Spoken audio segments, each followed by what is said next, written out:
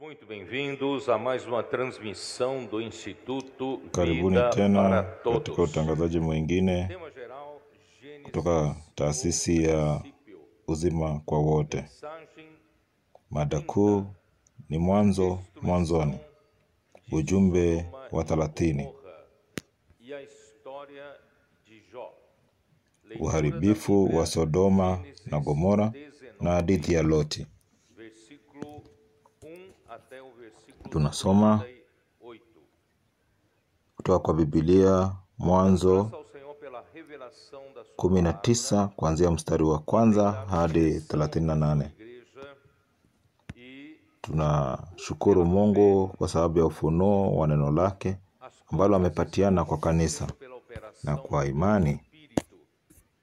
E isso traz mambo yanafanyika kwa kazi alegria ya Roho. pela multiplicação e pela reprodução de novas vidas que o Senhor tem agraciado a Mambo sua haya yameleta furaha kubwa E por kwa falar em ongezeko multiplicação, la uzima katika kanisa.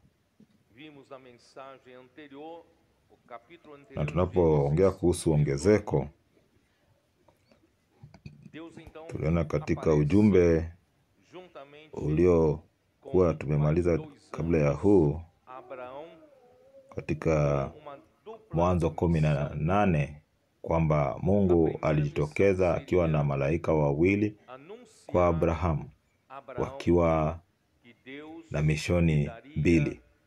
filho a partir de Sara.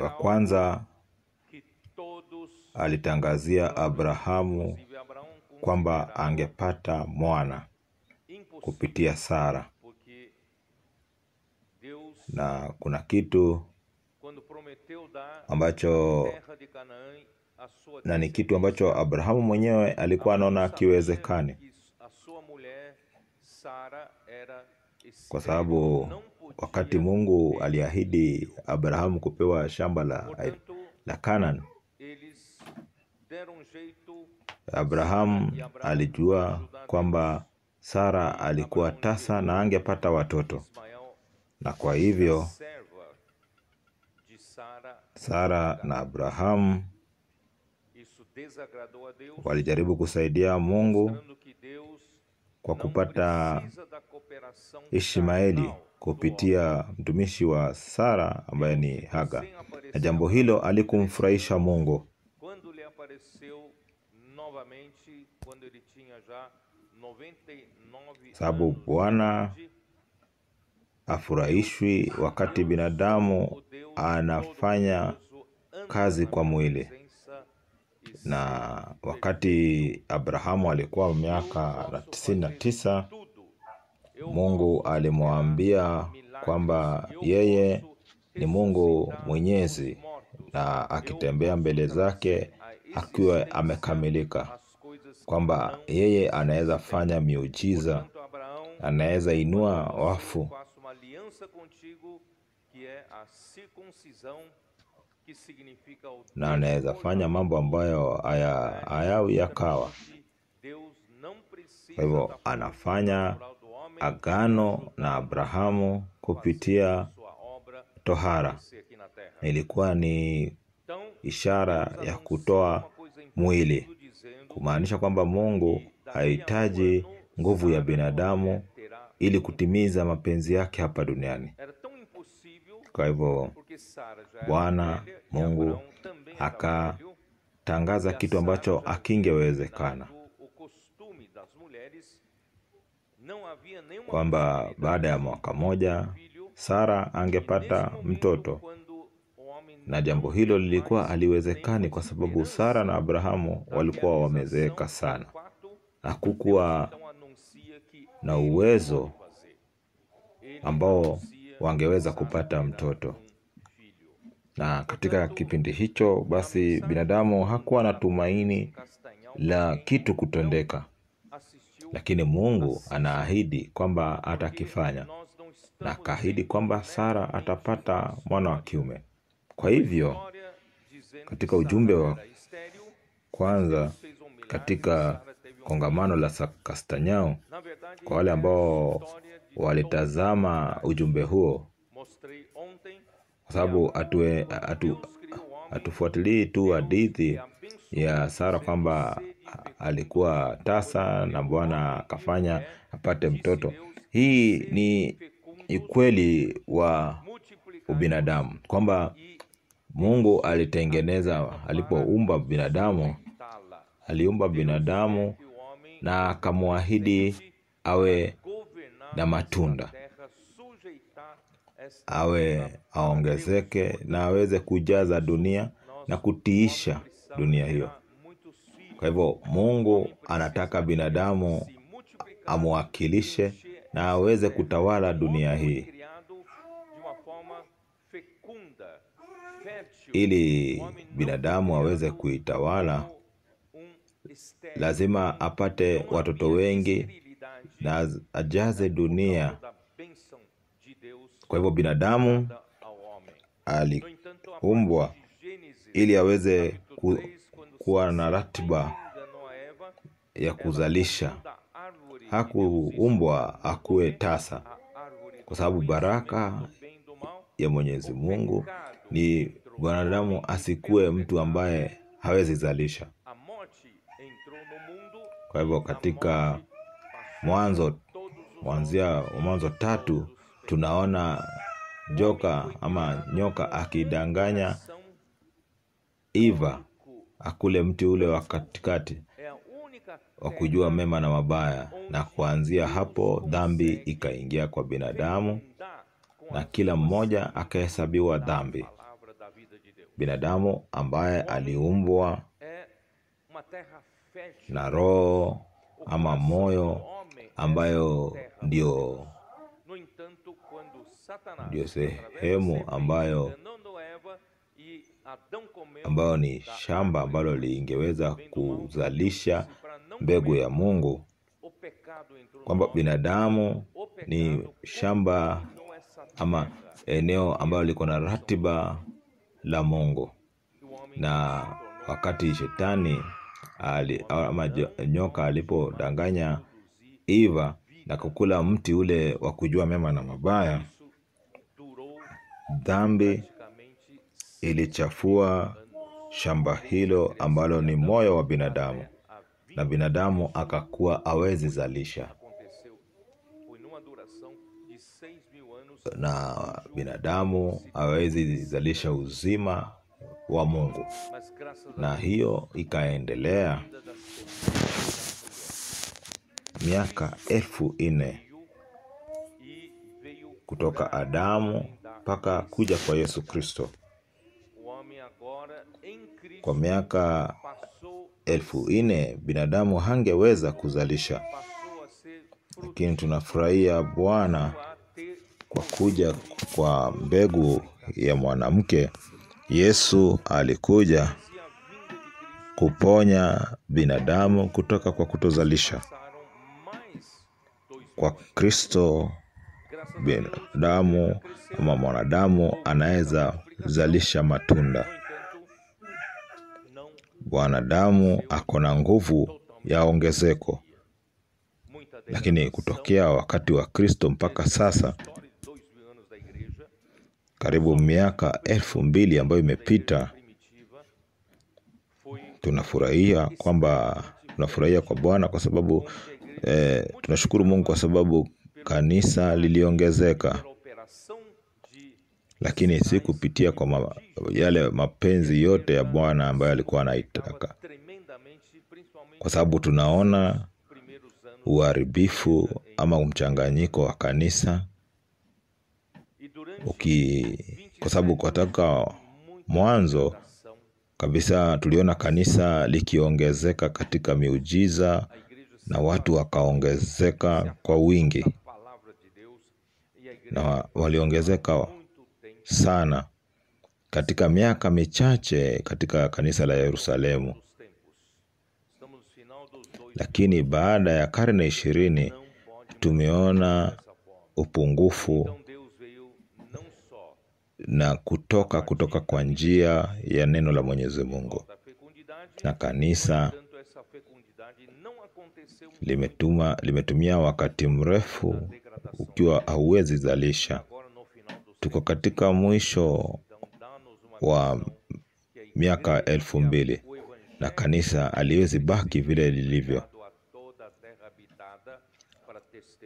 Kwa hivyo kutoka kuja kwa Yesu Kristo,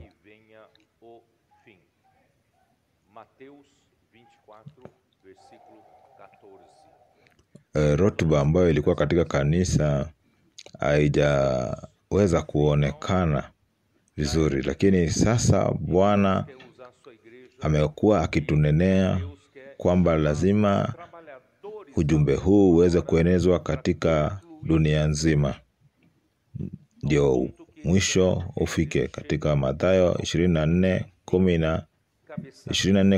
Kwa hivyo tuko na jukumu hilo, kwamba tuko katika mwisho wa enzi ya kanisa, na Bwana anataka kutumia kanisa kwamba kama wafanyikazi wa masaa ya mwisho waweze kukamilisha, kwamba kanisa liweze kutimiza kwamba Kristo awe kichwa wa kila kitu. Kwa hivyo ni wajibu wetu, lakini tusitumie nguvu zetu, kwa sababu Bwana hahitaji nguvu ya mwili wetu. Kile tunahitajika kuwa nacho ni kusikiza neno lake kwa makini, kusikia kwa imani, tupokee kwa imani, kuwa na ushirika katika neno lake, tukiweka neno hilo katika mioyo yetu, na Roho atakuwa na uhuru wa kufanya kazi na utenda kazi katika miujiza katikati yetu, na tutazalisha matunda mengi kwa Mungu. Na kwa wakati huu tunaona muujiza huu ukifanyika kwa njia gani? Unajua, wakati mtoto anazaliwa katika familia nzima inajaa furaha. Na sasa tunaona uzalishaji wa watoto wengi kwa Mungu, sababu tulipata njia ya neno la Mwenyezi Mungu. Tunaendelea kupenda neno, tukisaidiwa na vijana kwa wepesi wao, wakipenda neno na kuzama katika neno. Na Bwana amekuwa akifanya mambo mengi kupitia vijana hao, na wanapojaa nguvu wanazidi kuongezeka kwa nguvu na wanazalisha kwa haraka. Wakati tunakutumia vijana katika kazi ya kukuja kuona, wanaleta vijana wengi, na hao vijana wanazidi kuongezeka na wanajaa nguvu, na nguvu hii inawajaza kabisa. Hii ndio nguvu ya ongezeko. Hii ndio nguvu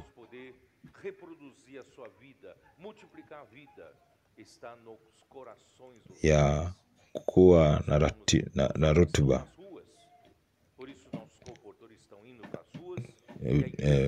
Tuko na vifaa vya kueneza Injili, na lazima tutumie vifaa hivyo kutumia katika kueneza Injili. Na vijana katika mitaa wakitafuta vijana ambao watakuwa wakitafuta watu ambao wako na shamba ambapo Bwana anaweza panda uzima wake,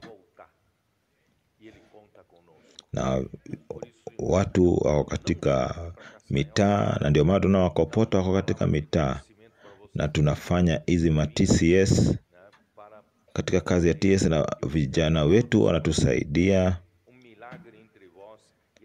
na wazee wetu wanaleta kanisa katika ukomavu. Na hii ndio kazi ya ongezeko katika nyakati zetu. Kwa hivyo Bwana ako karibu kuja, na anatuhesabu sisi. Na sijakuja hapa Castanhal kupeana tu neno la unabii peke yake. Nataka neno ambalo litaweza kufanya kazi ndani mwao, ili ukweli hiyo iweze kudhihirika ndani mwao, iweze kudhibitisha katika sehemu ya kaskazini, katika sehemu hizo za Paranyui, katika na jambo lingine la pili ambalo wale malaika wawili ama wale watatu walifanya, waliambia Abrahamu, ni uharibifu wa Sodom na Gomora. Na katika ujumbe wa ule tulimalizia mwisho, walimalizia mambo hayo na hatukuongea mengi kuhusu jambo hilo. Kwa hivyo leo tutaingia katika sura ya 19, na sura nzima inaongelea kuhusu uharibifu wa Sodoma na Gomora. Katika mwisho wa sura ya 13, katika sura ya 13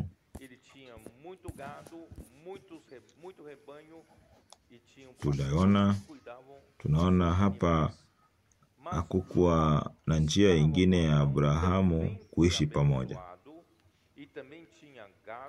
Si ni kweli?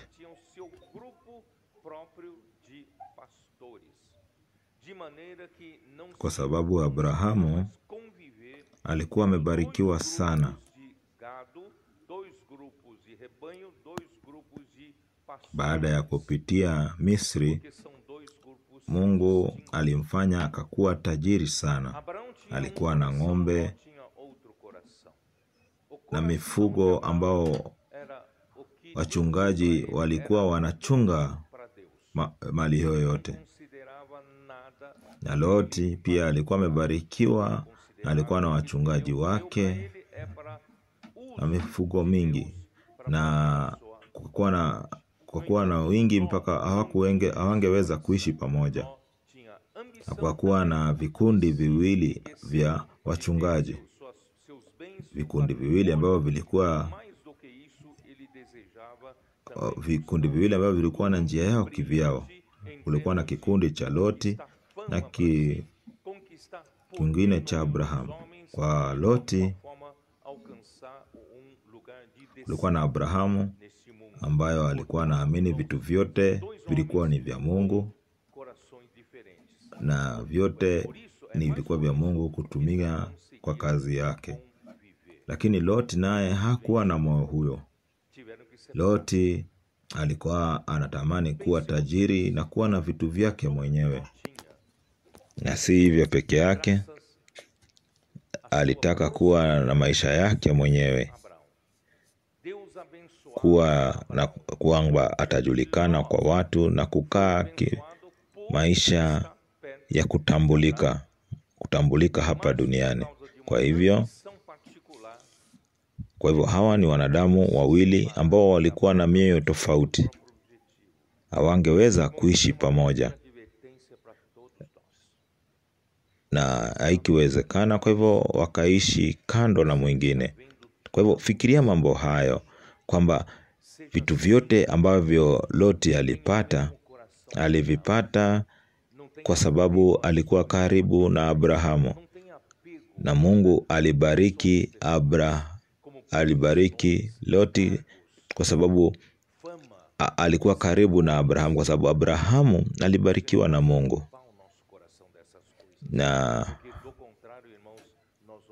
na alikuwa akona maono ya kivyake. Kwa hivyo akajiondoa kutoka kwa Abrahamu.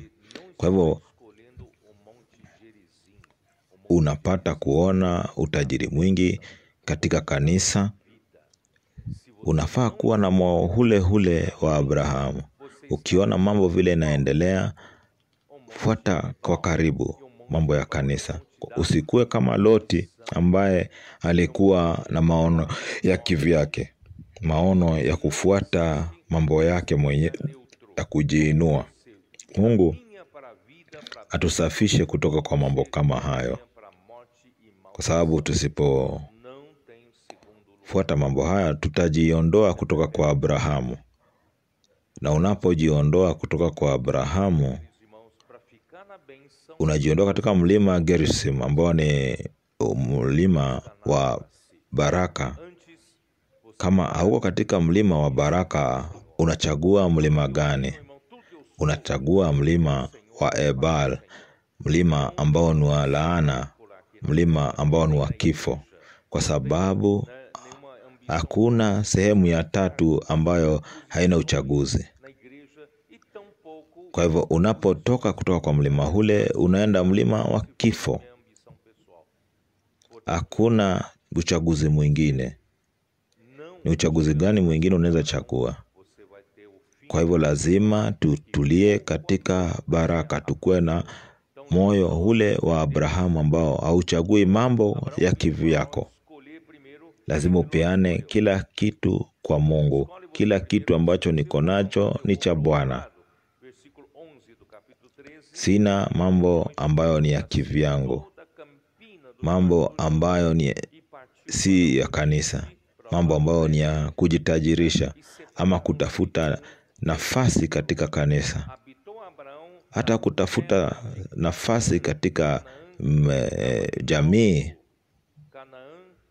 kama hauna moyo ule wa Abrahamu, utakuwa na mwisho kama ule wa Loti, kwamba polepole alipotea kutoka kwa Abrahamu.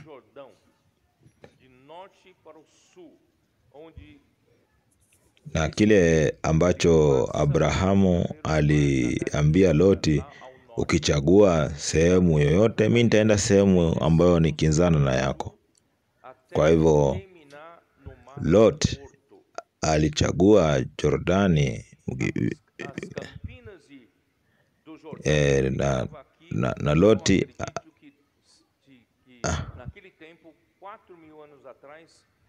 Loti alienda kuishi katika tambarare ya Canaan, katika tambarare ya Jordani. Kulikuwa na Jordani ambayo ni mto ambao ulikuwa unatoka kutoka kaskazini hadi kusini. Mto huu ulipitia katika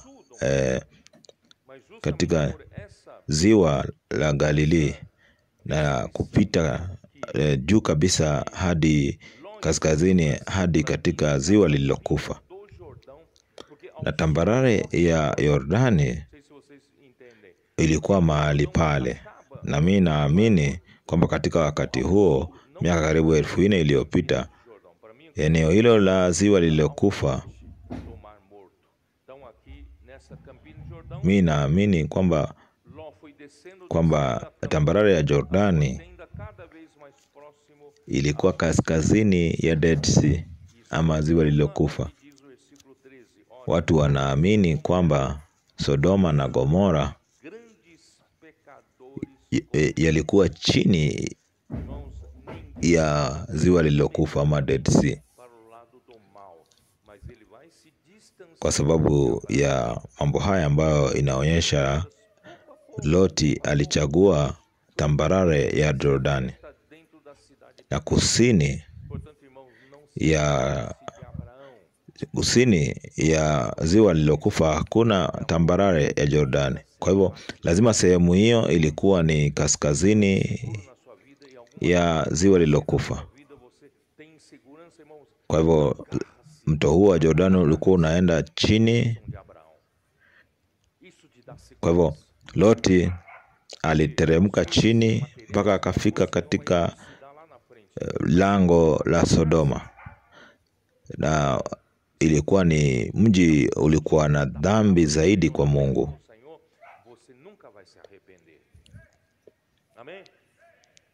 Tusichague kwenda katika uovu. Alienda tu pole pole mpaka akajipata kwamba ako mahali ambapo ni kwa dhambi. Kwa hivyo usijitoanisha kutoka kwa Abrahamu, usijitoanishe na Abrahamu. Kwa hivyo kama unahisi kwamba wewe hauko imara na unahisi ni kama hauko salama, wewe kuwa karibu na Abrahamu. Hiyo itakupatia usalama. mambo ambayo unahitaji utapata O que aconteceu? ukiwa na Abrahamu. Os adolescentes. O que aconteceu? Ukiwa umejishikilia karibu na 3 homens que eram. pahali ambapo vitu vinatoka, utakuwa karibu na Mungu. Por que agora sou tão. Hili jambo linanenwa kwamba unapochagua njia ya Loti, Você lembra? utachukua njia ya uharibifu wa Sodoma na Gomora. Anjos desceram. Wacha tuendelee katika sura ya 19 mstari wa kwanza. Dois homens ao anoitecer chegaram até Sodoma. Basi wale malaika wawili wakaja Sodoma jioni. Mnakumbuka kwamba kulikuwa na wanaume watatu ambao walikuja kwa Abrahamu. Sasa tunaona ni wawili. Indica uma realidade que talvez você Kwa vijana, nini ilifanyika? da Bíblia. Ni nini kilifanyika hapa? Estava Ló mesmo Katika sura ya 18 tuliona watu watatu. Mbona sasa tunaona wawili tu? sabia que naquele tempo Ni kwa sababu mmoja wa wale watatu alikuwa Bwana, da na cidade Bwana alibaki na Abrahamu. Mnakumbuka? quem se Kwa hivyo Mungu alibaki na Abrahamu, são juízes na watu wale wawili wakabaki, wakaenda kusaidia Loti. têm alguma autoridade. Kwa hivyo hawa wawili walikuja Sodoma, Ló, o fato de Ló na Lotu alikuwa amekaa mlangoni pa Sodoma. e ele conquistou uma posição social elevada Haya maneno na machache cidade de Sodoma. Vocês yanaonyesha entenderam? kweli ambayo Ló realmente hujawahi kuelewa ama kutazama. busca pessoal uma Loti alikuwa wapi? chegou até Sodoma na cidade Loti alikuwa ameketi katika lango la mji. Unajua, wakati huo alta ali na cidade. ambaye mtu yeyote ambaye alikuwa ameketi katika lango la mji Você pode até ter alikuwa, sucesso depois se você se afasta de Abraão, você tem algum sucesso ama watu na sua vida ambao profissional, walikuwa você tem algum wanaketi dinheiro, katika você lango tem kuu você walikuwa se torna, ni majaji alguma ambao perseguição política, alguma walikuwa wanasikiza social, kesi za watu. Kwa hivyo ilikuwa ni mtu mwenye ushawishi mkubwa. Kwa hivyo inamaanisha kwamba Lotu alipata nafasi kubwa katika mji huu. Mnaelewa? Kwa hivyo Loti inaonekana alijiondoa O que aconteceu? kutoka kwa Abrahamu kwa sababu alikuwa na maono ya kibinafsi, maono ya kuinuka katika jamii, maisha katika siasa, na alipata kile ambacho alikuwa anakihitaji. Quem lembra da Unaweza kuwa na ukwasi mkubwa seu Boaz? ama kuwa na utajiri wa kibinafsi wakati unaenda kivyako. A Noemi. Vocês entendem? Utaongezeka katika njia ya kisiasa, Algum parente mais próximo lakini mambo hayo yote ama utajiri huo wote ambao utapokea utakuja katika uharibifu. e Kwa hivyo tunaona Loti alipata kile ambacho alikuwa anataka, o primeiro na familia yake tem ordem de prioridade. na jamii yake walikuwa na furaha katika mji huo. Resgatador, Na ni nini kilifanyika? ele seria o próximo. Vocês entenderam? Então, para onde eles foram fazer julgar a causa? Hufai kuamini tu maneno yangu. Boaz Mnakumbuka e o resgatador foram até a porta da cidade, hadithi ya Ruthu e ali se decidiu. O outro resgatador falou: eu alipokutana na Boazi resgatar Noemi, portanto a Ruth. na alitaka kumkomboa.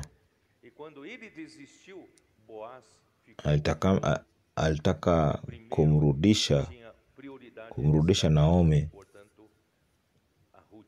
lakini kulikuwa na jamaa wa karibu wa Naomi. Julga as coisas Mnakumbuka hadithi hiyo? importante. Kwa hivyo Boazi Então vamos continuar. alihitajika Na entrada estava Ló assentado, kutafuta viu, levantando-se yule wa kwanza ambaye angekuwa mkombozi e disse: wa Naomi. agora, meus senhores, Kama hangekubali, para a casa do vosso servo, basi estai nela. Boazi angekuwa wa pili katika njia hiyo. Kwa hivyo Boazi alienda katika lango kuu la mji huo ndio waweze kuleta uamuzi kwa jambo hilo. Na yule jamaa alisema hana haja ya kumkomboa Naomi. Kwa hivyo alipojiondoa kwa jambo hilo, Boazi alikuwa alikuwa katika laini hiyo ya kumkomboa. Kwa hivyo katika lango hilo la mji tunaona kwamba kulikuwa na majaji. Wacha tuendelee. Kwa hivyo Loti alipowaona, aliinuka, akaondoka, akaenda kuwalaki akiinama kifudifudi. Akasema, bwana zangu, karibuni na wasihi muingie nyumbani mwa mtumwa wenu mkalale.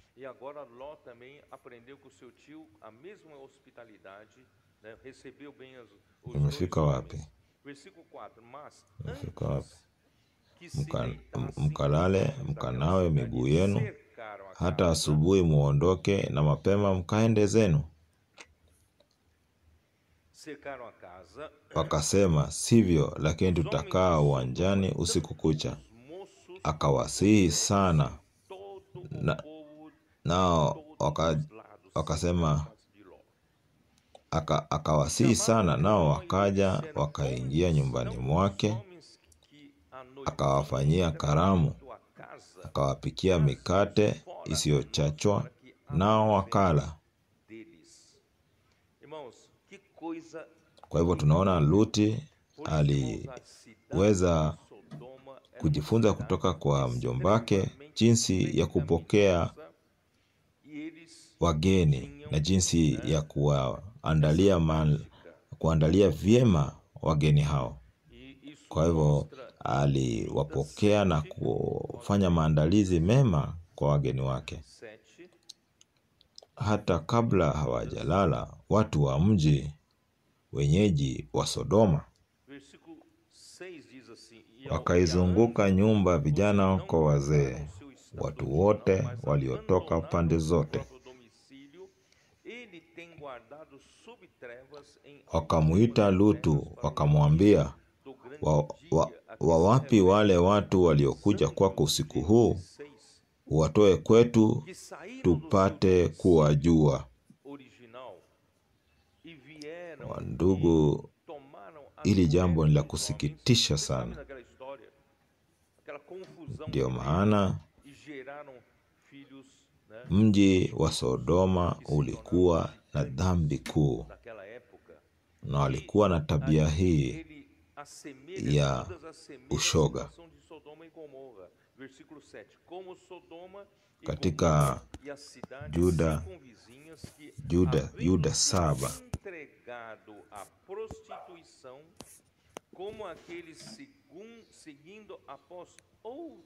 katika Yuda 1:7 mstari na malaika wasioilinda enzi yao wenyewe, lakini wakayaacha makao yao waliowahusu, amewaweka katika vifungo vya milele chini ya giza kwa hukumu ya siku ile kuu. Kwa hivyo jambo hili linaelezea kuhusu wale tuliosoma katika Mwanzo 6 ambao walitoka sehemu yao wakakuja kutafuta wadada wa wanadamu, na ikaleta mchanganyiko, na wakaleta watoto ambao walikuwa ni majitu.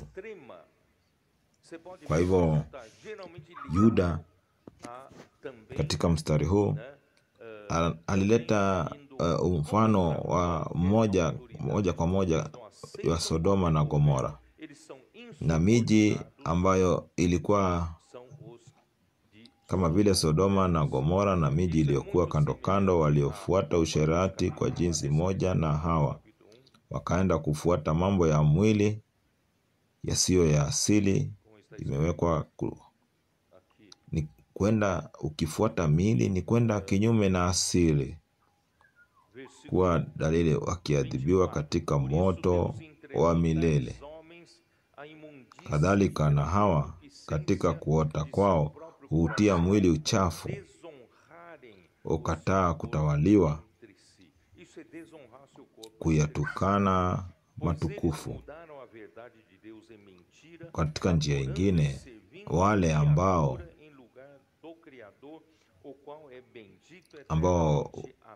wanatumika katika njia hii ya uchafu, unaweza elewa kwamba wanaenda kinyume cha wakuu wale ambao wamewekwa katika utawala. Hawatambui utawala wowote. Hao walikuwa wametoka Sodoma, na inaelezea vizuri katika Warumi sura ya 1. Yohana sura ya 1 inasema nini? Mstari wa 24. Kwa ajili ya hayo Mungu aliwaacha katika tamaa za mioyo yao waufuate uchafu, hata wakavunjiana heshima miili yao. Hii ni njia ya kukosea heshima miili yao, kwa maana walibadili kweli ya Mungu kuwa uongo, wakakisujudia kiumbe na kukiabudu badala ya Muumba anayeabudiwa milele. Amina. Hivyo Mungu aliwaacha wafuate tamaa zao za aibu. Hata wanawake wakabadili matumizi ya asili kwa matumizi yasiyo ya asili. Wanaume nao vivyo hivyo waliacha matumizi ya mke ya asili, wakiana tamaa. Wanaume wakiyatenda yasiyoyapasa, wakapata nafsini mwao malipo ya upotevu wao yaliyo haki yao. Ndugu, hiyo ndio ilikuwa jambo ambalo lilikuwa linaendelea pale Sodoma. Na jambo hilo hilo Shetani leo anataka kuiweka katika jamii. Kwa hivyo, wandugu, lazima tukue karibu na Abraham, ndio tusikue karibu na tabia kama hizo. Kwa sababu Loti alikuwa mtu mtakatifu, alijitenganisha na Abrahamu na akakuwa anaishi katika maisha haya ya duni, maisha duni kama haya, maisha ya uchafu. Wacha tuende katika Petero wa pili sura ya 2. Hii ni mambo ambayo Petero wa pili sura ya 2, mambo ambayo huwezi yanenea, mambo machafu.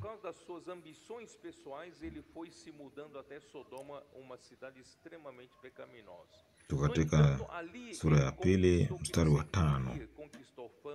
Conquistou posição social, com posição política, né? E por causa dessa ambição, wala hakuachilia ulimwengu wa kale, bali alimuhifadhi Nuhu, mjumbe wa haki, na watu wengine 7 hapo alipoleta gharika juu ya ulimwengu wasiomwacha Mungu.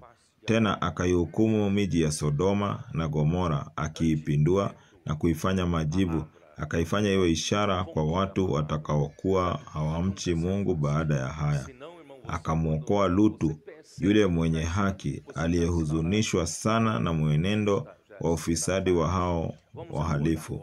Maana mtu huyu mwenye haki akikaa kati yao, kwa kuona na kusikia, alijitesa roho yake yenye haki siku baada ya siku kwa matendo yao yasiyo na sheria. Hii inamaanisha nini?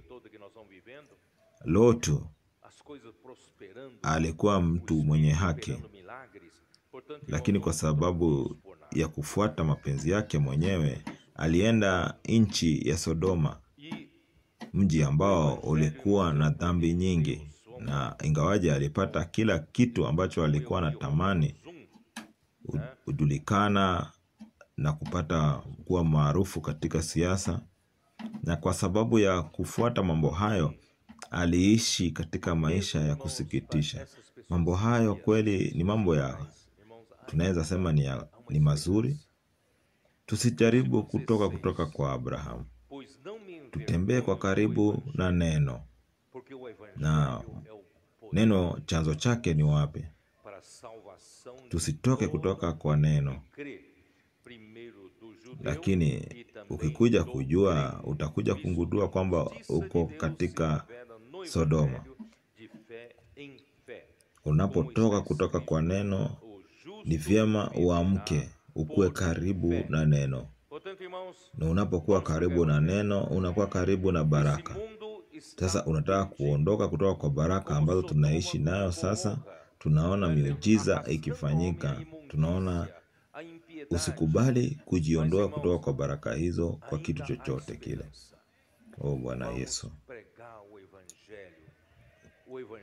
Na Injili ndio nguvu ya Bwana ya Mungu. Kama vile nilivyosoma katika Warumi sura ya 1. Warumi sura yake ni ya 1.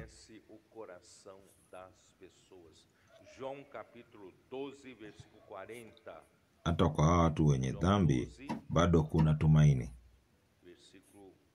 Warumi 1 sura ya 16.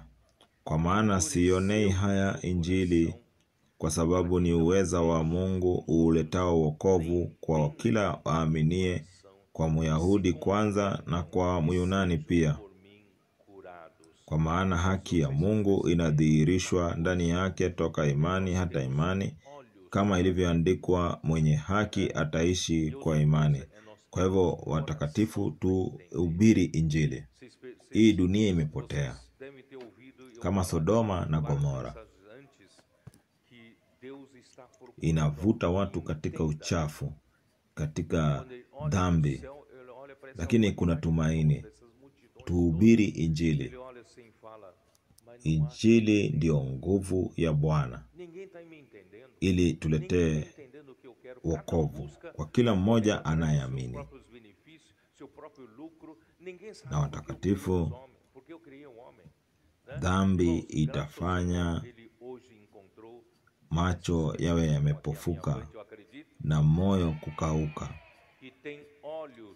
Yohana 12 mstari wa 40.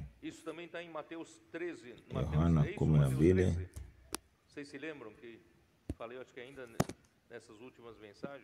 Amewapofusha macho, ameifanya mizito mioyo yao, wasije wakaone kwa macho yao, wakafahamu kwa mioyo yao, wakaongoka, nikawaponya. Wandugu, munaelewa kwamba kitu cha kwanza ni kupata macho yanayoona na kuwa na mioyo inayoelewa, inayofahamu. Kitu cha kuelewa ni kwamba Bwana anatafuta watu ambao watamuelewa. Anaangalia kutoka akiwa mbinguni katika watu wote, na anasema, hakuna ambaye anaweza kunielewa. Kila mmoja anafuata matamanio yao. Hakuna mtu anaelewa kwa nini Bwana aliumba binadamu. Lakini tunashukuru Mungu, ameona wale ambao wanapotea kutoka kwake. Anaona wale ambao wako na macho ya kuona. Na tunaona haya katika Mathayo 13. Nilinena katika ujumbe uliopita katika Mathayo 13:14. Na neno la nabii Isaya linatimia kwao likisema, kusikia mtasikia wala hamtaelewa, kutazama mtazama wala hamtaona. Mnaona mambo hayo, kwamba macho na masikio ni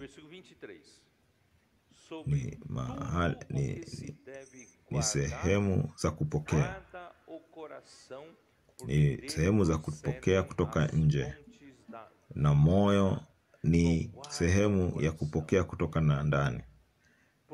Nje tuko na macho na masikio, na ndani tuko na moyo. Kama moyo wako utapokea, kama moyo wako wa ndani ambao unapokea, kama haijafunguliwa, hautaweza kuona na macho yako, kwa sababu moyo wako umekauka, hautaona. Wale ambao wamefunga mioyo yao, neno hili saa hii halina umuhimu kwao. Watalisikia lakini hawatalielewa, hawatalipokea. Kwa hivyo ni muhimu sana, wandugu, kuchunga mioyo yetu. Ni jambo gani hiyo? Methali 4. Ni hiyo kweli? Wacha tuangalie. Methali 4:23. Linda moyo wako kuliko yote uyalindayo, maana ndiko zitokako chemichemi za uzima. Wandugu, linda moyo wako. Linda moyo wako, kwa sababu usipolinda moyo wako, unajua kwamba njia ya Abrahamu na njia ya Loti waliweza kutenganishwa. Kila mtu alichukua njia yake. Lazima tulinde mioyo yetu. Turudi katika sura ya Mathayo 13:15.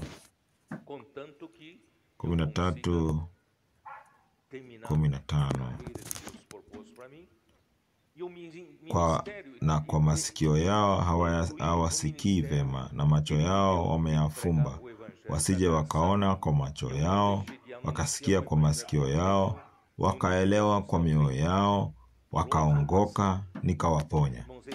Unatambua kwamba mambo haya yote ni kuhusu moyo. Kwa hivyo, wandugu, lazima tuchunge mioyo yetu, tulinde mioyo yetu. Tusitafute vitu za kibinafsi, vitu ambazo zinachafua mioyo yetu. Tuko hapa ambao tumeumbwa na Mungu ambaye aliumba nchi na mbingu. Kwa hivyo tuko hapa tukilinda, tuko hapa tukitafuta, tusitafute vitu vyetu. Tuko hapa kama watumishi wa Mungu. Kila mmoja wetu akona kazi katika mwili wa Kristo, na kila mmoja lazima akuwe mwaminifu kwa kazi ambayo amepatiwa na Bwana. Usikuwe na ubinafsi kama vile Paulo alisema Galatia katika 2:20 kwamba hakutafuta mambo ya kivyake, bali alimaliza kazi yake ili aweze kukamilisha utumishi ambao alipatiwa na Mungu wa kuhubiri injili ya neema. Siku nyamaza ama kusimamisha kuhubiri injili. Mimi nataka kuwa na moyo kama huo. Huo ndio moyo wangu. Sitaki kutafuta vitu vyangu mwenyewe na kutafuta watu ambao wananifuata.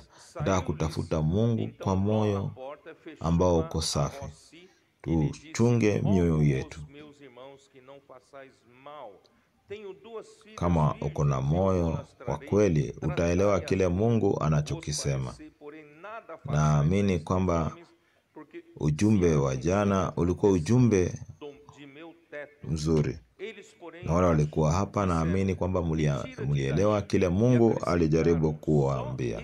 Katika makanisa mengi tutapata udhabiti kamili na tutaweza kupata uponyaji, na wale ambao hawajazalisha wataweza kuponywa, kwa sababu sasa tuko na moyo ambao unaelewa kile Mungu anachotuambia.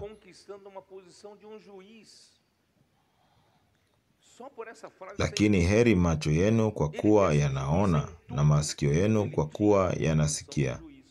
Wacha tuendelee. Bwana Yesu, wakati unapita kwa haraka sana. Acha tuendelee. Niko wapi? Acha turudi katika Mwanzo 19 mstari wa 4. Nimesoma huo mstari tayari. Nimesoma mstari wa 5. Acha tuende katika mstari wa 6. Lutu akawatokea mlangoni, akafunga mlango nyuma yake, akasema, basi na wasihi ndugu zangu, msitende vibaya hivi. Tazama, ninao binti wawili ambao hawajajua mtu mume, na wasihi nitawatolea kwenu, mkawafanyie vilivyo vyema machoni penu, ila watu hawa msiwatende neno, kwa kuwa wamekuja chini ya dari yangu. Wakasema, ondoka hapa. Kisha wakanena, mtu huyu mmoja amekuja kwetu kuketi hali ya ugeni, naye kumbe anataka kuhukumu. Basi tutakutenda wewe vibaya kuliko hawa. Wakamsonga sana huyo Lutu, wakakaribia wauvunje mlango. Lakini hapa tunaona kwamba Lutu alikuja kama mgeni, lakini akachukua sehemu ya kama jaji ama hakimu. Kwa hivyo alichukua sehemu ya hakimu katika nchi hii. Se você normalmente não fala sério, não fala das coisas do Senhor, basi tutakutenda wewe vibaya kuliko hawa. Wakamsonga sana huyo Lutu, wakakaribia wauvunje mlango. Lakini wale watu wakanyosha mikono yao, wakamuingiza Lutu kwao nyumbani, wakaufunga mlango. Na hawa ni wakina nani hawa? Hawa ni wale malaika wawili. Kisha wakawapiga hao watu walioko mlangoni kwa upofu, wadogo kwa wakubwa, hata wakachoka kwa kutafuta mlango. Basi wale watu wakamwambia Lutu, je, unaye mtu hapa zaidi, mkwe, wanao na binti zako, na wowote ulio nao katika mji huu, watoe katika mahali hapa, maana tutapaharibu sisi mahali hapa, kwa kuwa kilio chake kimezidi mbele za Bwana, naye Bwana ametupeleka tupaharibu. Lutu akatoka, akasema na wakweze waliowaposa binti zake, akasema, ondokeni mtoke katika mahali hapa, kwa sababu Bwana atauharibu mji huu. Lakini akawa kama achezaye machoni pa wakweze. Jambo hili wakweze walifikiri kwamba akona mchezo ama anacheza. Kwa hivyo hawakuchukua jambo hile kwa uzito. Ni kwa sababu auneni neno la Mungu na kuleta uzima kwa watu wengine.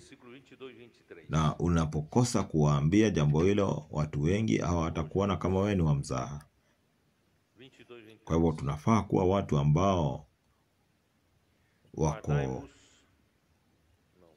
hawachezi na kazi za Mungu, watu ambao wanakuwa na ustadi katika mambo ya Injili.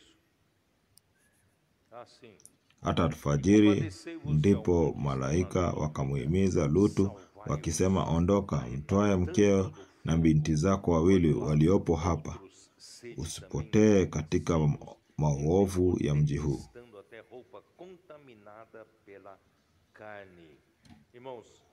Akakawia, nao wale watu wakamshika mkono wa mkewe na mkono wa binti zake wawili, kwa jinsi Bwana alivyomhurumia. Wakamtoa, wakamweka nje ya mji.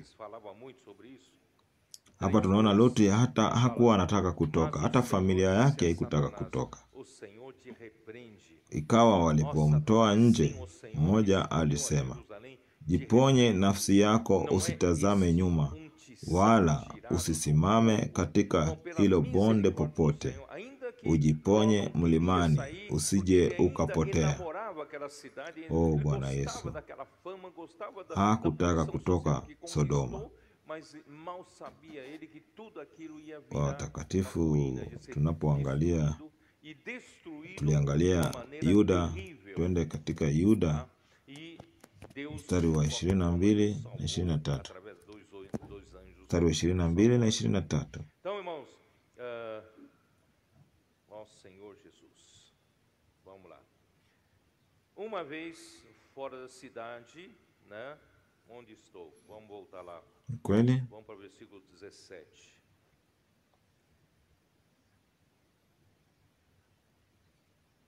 Wahurumieni wengine walio na shaka, na wengine waokoeni kwa kuwanyakua katika moto, na wengine wahurumieni kwa hofu, mkilichukia hata vazi lililotiwa uchafu na mwili. Kwa hivyo watakatifu malaika waliwavuta,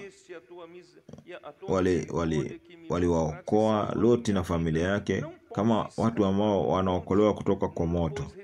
Tuangalie katika Zakaria sura ya 3.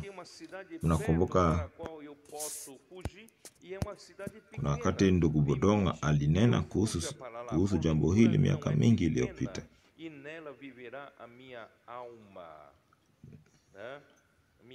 Na Bwana akamwambia Shetani, Bwana na akukemee wewe Shetani, naam Bwana aliyechagua Yerusalemu na akakemee. Je, hiki si kinga kilichotolewa motoni?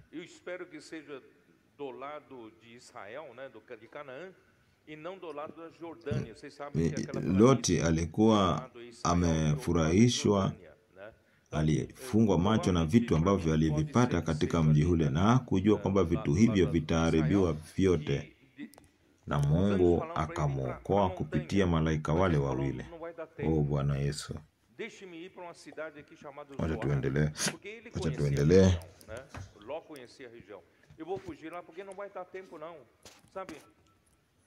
Niko wapi? Mstari wa 17. Abraão confiava, o que Deus falava ele fazia. Mas ele não, ele tem sempre Tuendelee na mstari wa 17. não era alguém que andava na presença de Deus. Então ele se refugiou numa cidade pequena chamada Zoar. O Zoar significa pequeno. Nilisoma hii. O nome Zoar Lutu akamwambia, sivyo bwana wangu, tazama mtumwa wako ameona kibali machoni pako, nawe umemzidisha rehema zako ulizonifanyia kwa kuponya nafsi yangu. Nami siwezi kukimbilia mlimani nisipatwe na yale mabaya nikafa.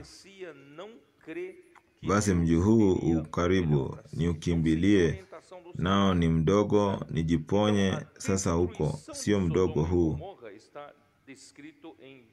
na nafsi yangu itaisha. Hii inamaanisha nini? Hawa malaika wawili walimtoa nje na kumwambia, enda milimani kwangu. Natumai milima hii ilikuwa katika pande ile ingine ya Kanani. Unajua tambarare ilikuwa upande mmoja na upande ule mwingine ilikuwa ni Yordani. Kwa hivyo naona walikuwa wanatumwa Israeli. Kwa hivyo Mungu alikuwa anawatuma katika milima, na aliwaambia. Lakini Loti naye alitamani kwenda katika mji mdogo.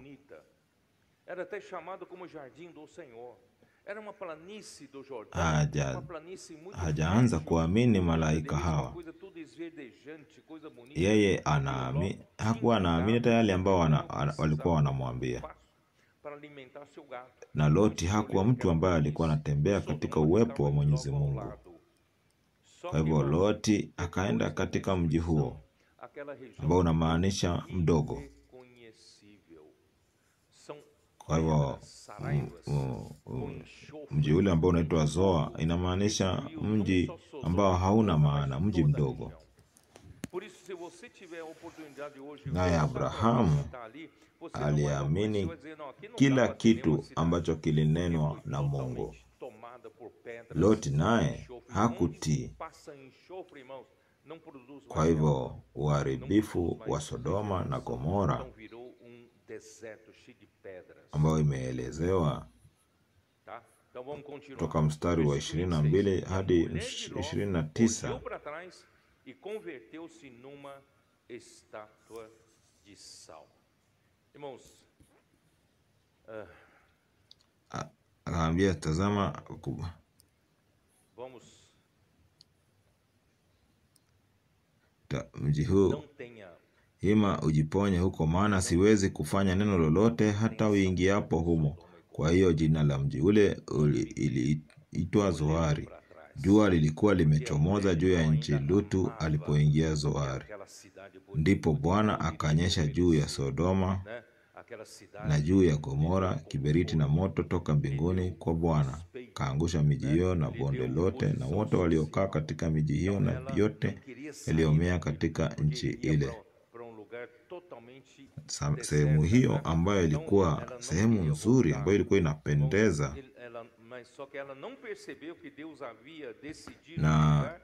na Loti ambaye alikuwa na mifugo na vitu vingi, alitamani kuishi maisha hayo, na alikuwa anaishi karibu na jambo hilo.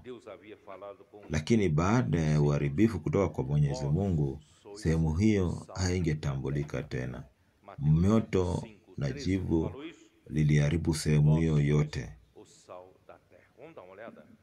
Ukiweza kupata nafasi, tembelea sehemu hiyo, utaona jinsi, utaona hakuwezi kuwa na mji mahali pale. Wakati kuna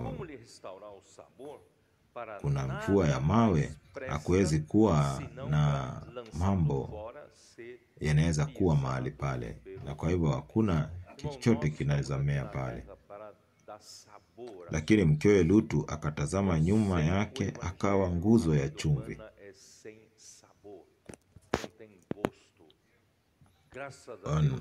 Watakatifu,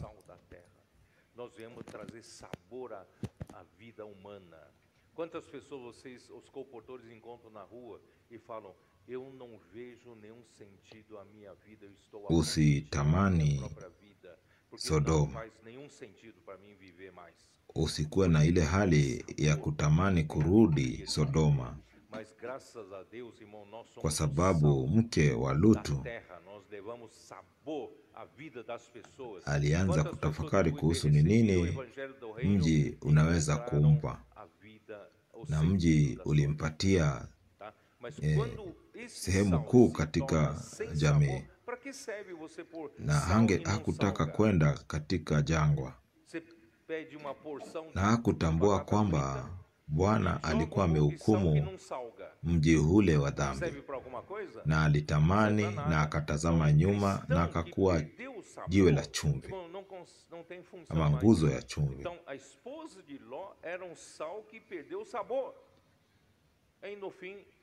Kwamba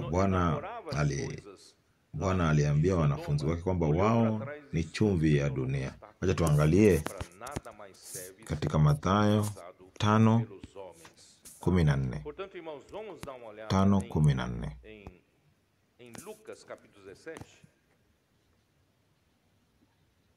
Ninyi ni nuru ya ulimwengu. Mji hauwezi kusitirika ukiwa juu ya mlima, wala watu. Ninyi ni chumvi ya dunia, lakini chumvi ikiwa imeharibika itatiwa nini hata iokolee? Haifai tena kabisa, ila kutupwa nje na kukanyagwa na watu. Kwa hivyo sisi ni chumvi, na chumvi tunaleta ladha katika dunia, na tunafurahia kwamba Bwana ametufanya tuwe chumvi, tuweze kuleta ladha kwa ulimwengu. Na ni wakopota wangapi wamekuja hapa ambao hawakuwa na matumaini ya maisha, lakini walipokuja hapa walikuja wakiwa wametupa tumaini. Lakini sasa tunashukuru Mungu kwamba ametufanya sisi tukue chumvi ya ulimwengu. Ni wangapi ambao wanapokea Injili, wanapata tumaini na wanapata maana ya maisha. Lakini wakati chumvi hiyo inapoisha ladha, itatumika kwa kazi gani nyingine? Tunatumia chumvi kwa ladha, lakini unaitisha viazi na unaongeza chumvi ndio uweze kupata ladha. Lakini kama maisha ya binadamu hayana chumvi ndani mwake, inakosa ladha. Na Loti alikuwa ni chumvi ambayo ilikuwa imepoteza ladha yake, na alipoangalia nyuma alifanyika mnara ama nguzo ya chumvi, kumaanisha kwamba haikuwa na kazi ila kukanyagwa na binadamu. Tuangalie Luka 17. Hadithi hii ya Loti ni mafunzo kwetu sote. Unataka kutumia njia gani, ya Abrahamu ama ya Loti? Twende katika Luka 17 mstari wa 20.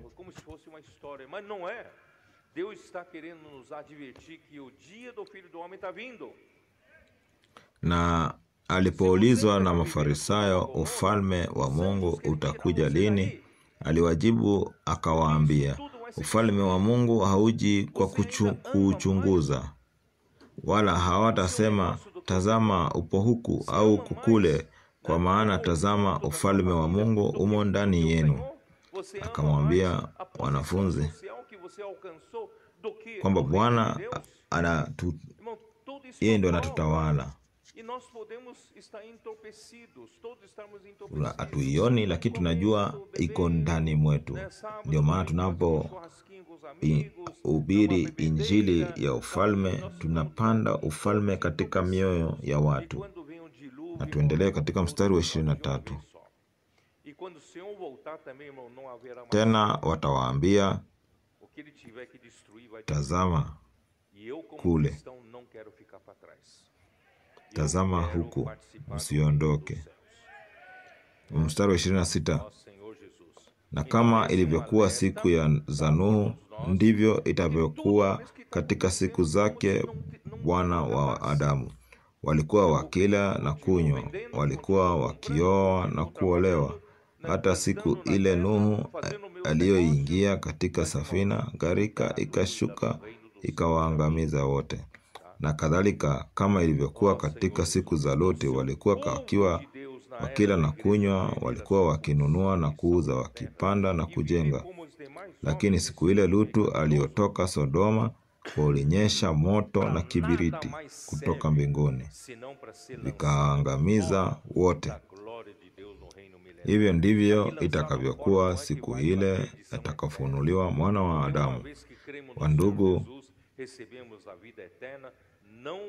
tunaendelea na hadithi ya Sodoma na Gomora, lakini si story peke yake. Ni Mungu anatuonya katika siku za mwana wa Adamu. Kama unaishi katika maisha ya Sodoma na Gomora, malaika anataka kukutoa mahali pale. Kama unapenda biashara yako sana, au kama unapenda familia sana kuliko vile unavyopenda Bwana, kama unapenda cheo ambao umepewa katika dunia kuliko vile unavyopenda mwana wa Mungu, hiyo inadhihirisha kwamba tulikuwa tunakula na kukunywa.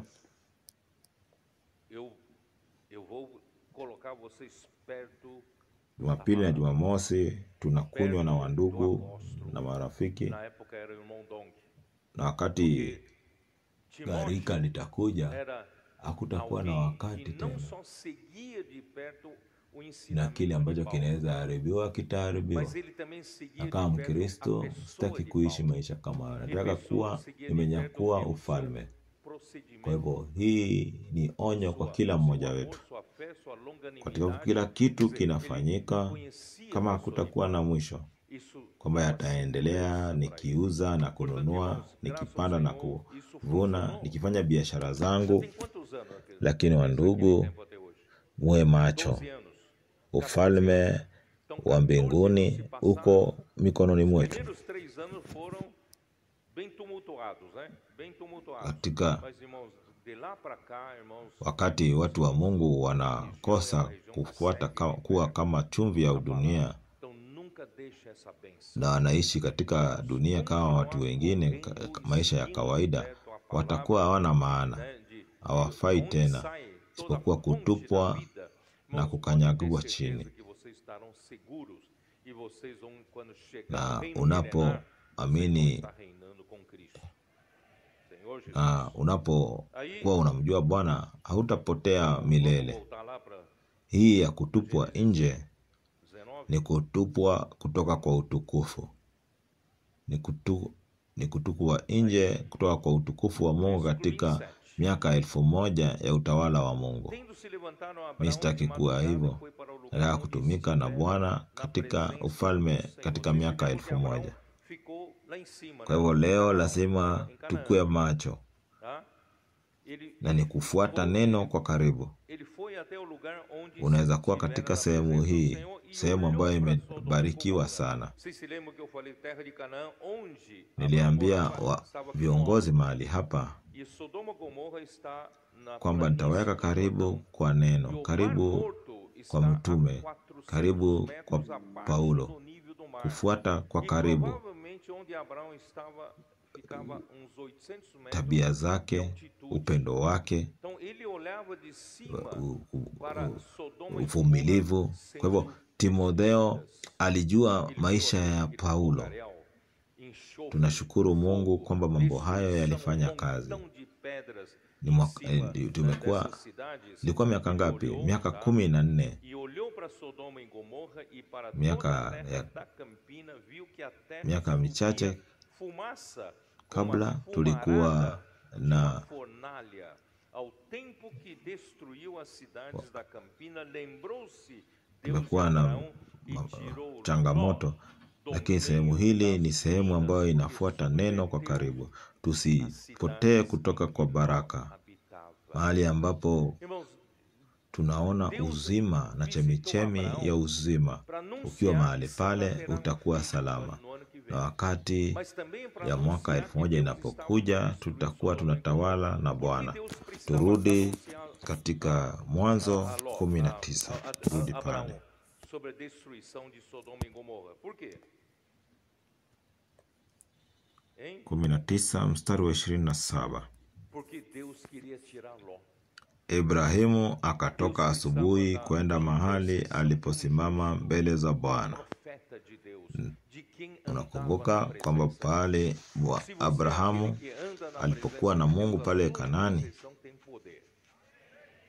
Pode alienda ter pale certeza. ambapo Se você é aquele todo dia walikuwa faz wamesimama na oração, Bwana, está na câmara naye de akatazama energização, upande wa Sodoma na prega o Gomora. Kwa hivyo evangelho, unakumbuka participa de tudo.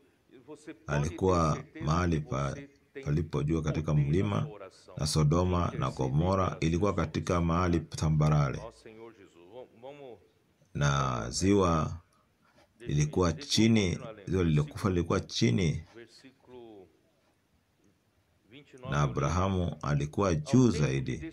Kwa hivyo Abrahamu alikuwa anaangalia chini katika akitazama uharibifu ya kiberiti na moto ambao uliharibu miji ile,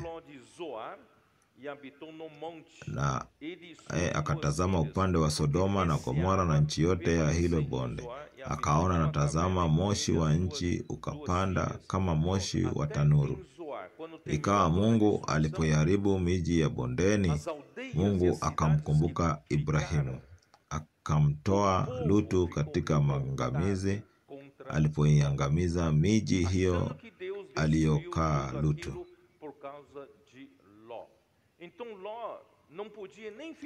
Ndugu,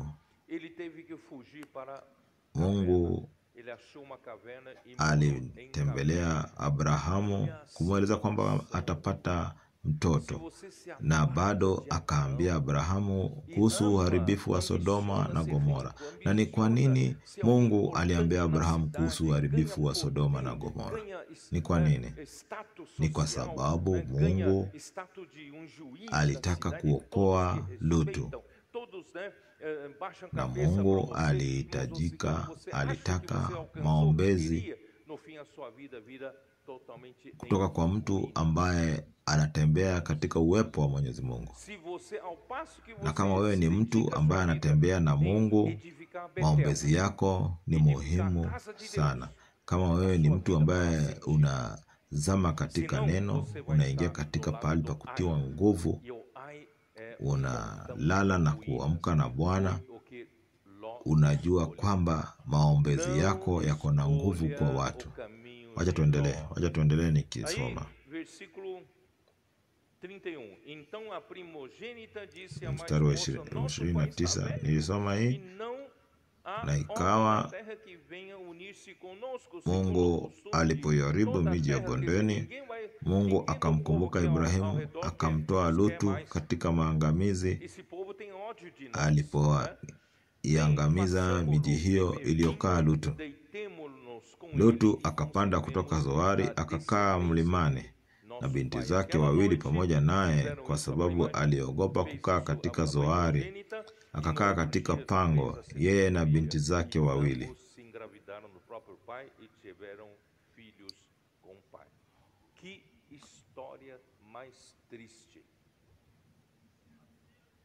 Watu wale walikuwa wanaishi katika sehemu zile, walikuwa wamekasirishwa na Loti kwa sababu walidhani kwamba Loti ndiye alikuwa sababu kuu ya Mungu kuharibu sehemu zile.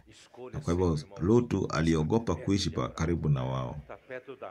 Unaona, unapojiondoa kutoka kwa Abrahamu na unaenda maisha ya kutamani kuwa tajiri, na unaenda katika miji ukitafuta jinsi ambavyo utapata utajiri na kujulikana katika mitaa ama katika miji hiyo, na watu kukutambua, na unataka watu wa kuabudu kwa sababu ya vile vitu na umepata, maisha yako yatakuwa katika hali ya uharibifu.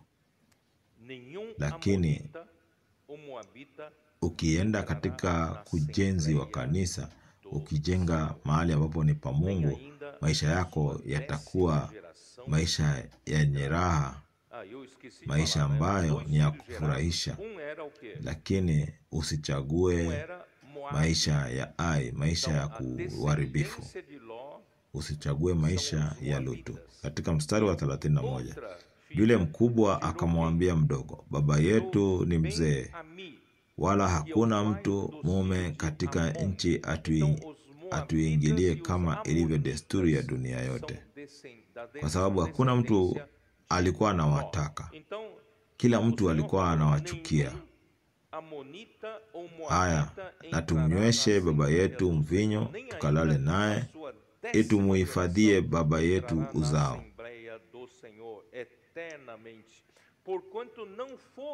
Kwa hivyo usiku huo wa kwanza akafanya hivyo, na kesho yake wa pili pia akafanya hivyo, na wote wakapata watoto.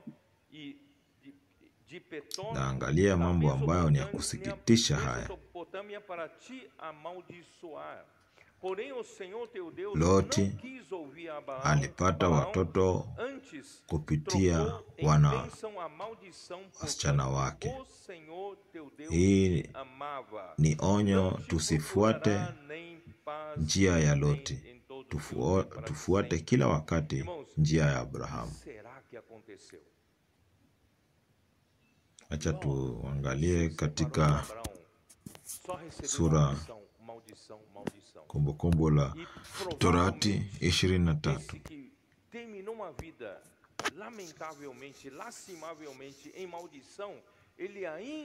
Tuko karibu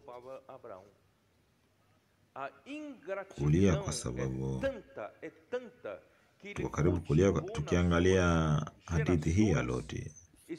Kumbukumbu la Torati 23. filhos de Israel mstari wa 3 passaram pelo na 6. deserto, iam passar pela terra dos amonitas e moabitas.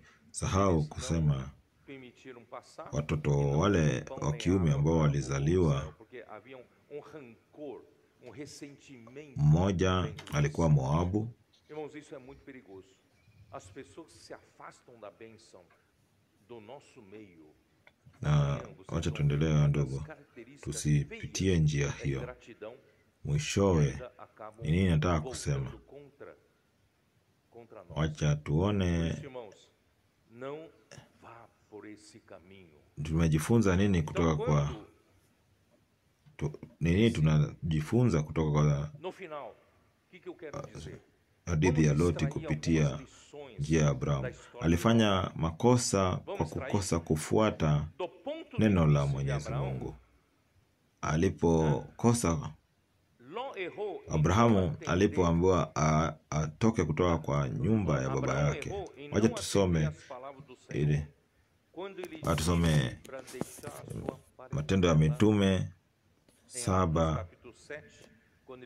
Matendo ya Mitume 7:2 mstari wa 2. Naye akasema, ndugu zangu na baba zangu, sikilizeni. Mungu wa utukufu alimtokea baba yetu Ibrahimu alipokuwa katika Mesopotamia kabla hajakaa Harani.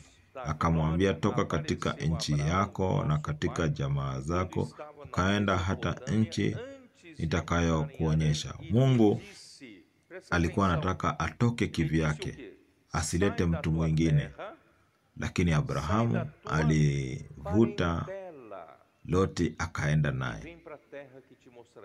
Na tunaona katika Mwanzo 12,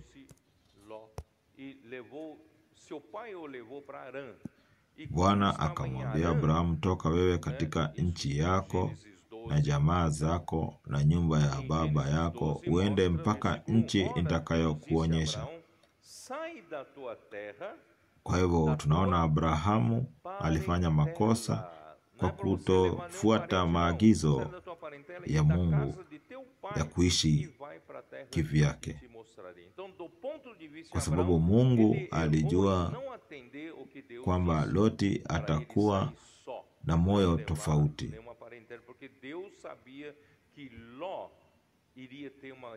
Lakini Loti kufuata Abrahamu ambaye alikuwa jomba wake. Ingawaje kwanza hakuwa na moyo kama huo, angekuwa na moyo, angetafuta moyo mpya kutoka kwa Mungu. Na kama angefuata, ambie Mungu ampatie moyo kama wa Abrahamu ambao hauna tamaa za kibinafsi, naamini kwamba angebarikiwa pamoja na Abrahamu. Ni mnaamini hayo? Tiver o mesmo coração de Abraão e resolvesse não ter seus próprios negócios, nem suas próprias ambições, eu tenho certeza que ele seria abençoado juntamente com Abraão. Baraka.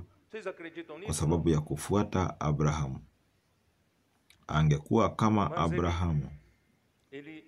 Akiamini ele recebeu as bênçãos Abrahamu, na companhia de Abraão. Akifuata Abrahamu bila kufuata tamaa zake, akiwa amejitenga na utajiri wa dunia, akiwa amejitenga na mambo ya dunia. Wakati Mungu alifanya Abrahamu akuwe tajiri huko Misri, Loti pia alifanyika kuwa tajiri. Lakini Abrahamu alikuwa na moyo safi. Lakini Loti hakuwa na moyo kama huo. Alikuwa na kundi lake la wachungaji, ili akuwe na uchungaji wa kivyake, kwa sababu alikuwa anajitenga na maono yake mwenyewe.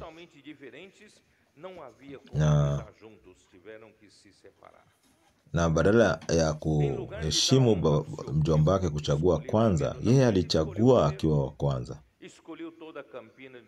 na akachagua kwenda Sodoma, ambapo kulikuwa na uovu sana. Hata alipofanya hivyo, Abrahamu alienda akamuokoa Loti. Wakati Loti alitekwa nyara na wale wafalme wanne. Wakati wale wafalme wanne walishinda wale wafalme watano.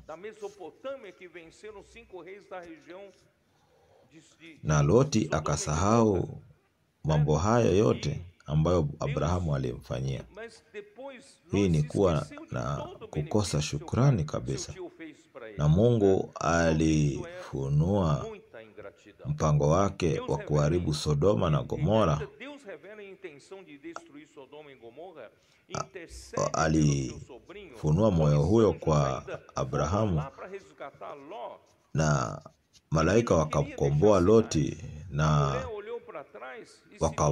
mama na bibi yake alipotazama nyuma akabadilika akakuwa chumvi. Na Abrahamu Loti alienda akapata watoto na wadada wake na wasichana wake wawili, na ni mambo ya kusikitisha sana. Lakini tunaona rehema ambazo haziishi, na tunaona Ruth akikomboa uzao wa Loti kupitia Moabu. Na tunaona alifuata Naomi kwa karibu, na akachukua Naomi kwamba, na wacha tusome katika Ruth. Some Ruth, vijana, kitabu cha Ruth. Uliko wapi? Uliko katika kitabu cha Ruth, sura ya kwanza 16.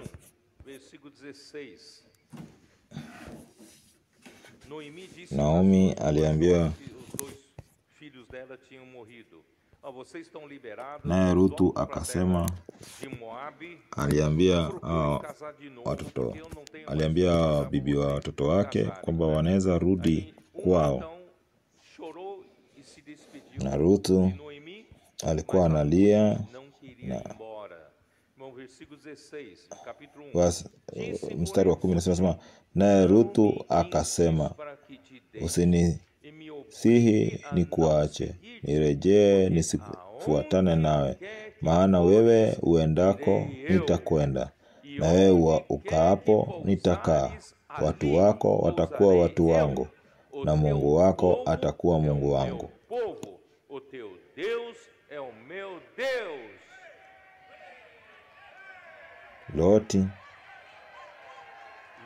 Lot angesema jambo hilo. Loti angekuwa na mtazamo kama huu wa Ruthu. Angeambia Abrahamu kwamba mimi sitaki kuwa na wachungaji wangu, sitaki kuwa na wanyama wangu. Usiniambie mimi nikuache. Usiniambie mimi nitoke katika uwepo wako. Mahali utaenda, mimi nitaenda. Mungu wako ndio Mungu wangu. Kama wewe nitamtumikia Mungu. Na Loti angeweza kubarikiwa zaidi. Lakini yeye alitaka vitu zake mwenyewe. Na tunaona mwisho wake ukiwa kusikitisha sana. Lakini Mungu alikuwa na rehema nyingi sana. Kwa sababu Ruth, ambaye ni jamaa ama uzao wa kutoka kwa Loti, ana ukomboa uzao huo. Katika sura 17, pale utakapokufa nitakufa nami, na papo hapo nitazikwa. Bwana anitende vivyo na kuzidi, ila kufa tu kitatutenga wewe nami. Na nini kilifuata baada ya hapo? Wacha tuangalie katika sura ya 4:13.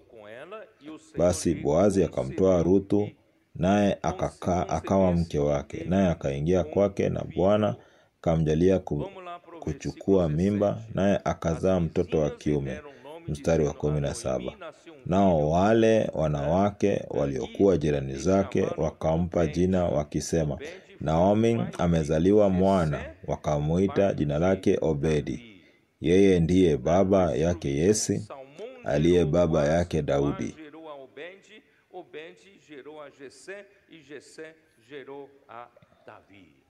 Hivi ndivyo vizazi vya Peresi. Peresi alimzaa Hezroni. Mstari wa 21. Na Salmoni akamzaa Boazi, na Boazi akamzaa Obedi, na Obedi akamzaa Yese, na Yese akamzaa Daudi. Na sasa tunaona katika Mathayo sura ya kwanza, tunaona katika Mathayo mstari wa kwanza, sura ya kwanza mstari wa 5, Salmoni akamzaa Boazi kwa Rahabu, Boazi akamzaa Obedi kwa Ruthu, na Obedi akamzaa Yese. Yese akamzaa mfalme Daudi, Daudi akamzaa Sulemani kwa yule mke wa Uraya.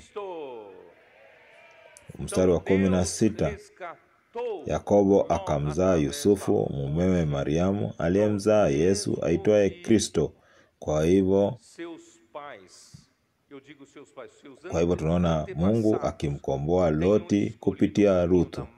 Kwa hivyo kama uko na wazazi ambao ni wa ukoo ambao walichagua njia ya laana, watakatifu amfai kuwa katika njia ya laana. Mnaweza kuwa Ruthu, mchague baraka katika njia ya baraka, na unaweza fuata njia ya Abrahamu, na watakatifu mtabarikiwa, na mtapata watoto kwa Yesu Kristo. Bwana anataka tuwe na uzao, tukuwe na watoto ambao ni wa kiroho, na Bwana awabariki nyote. Amen.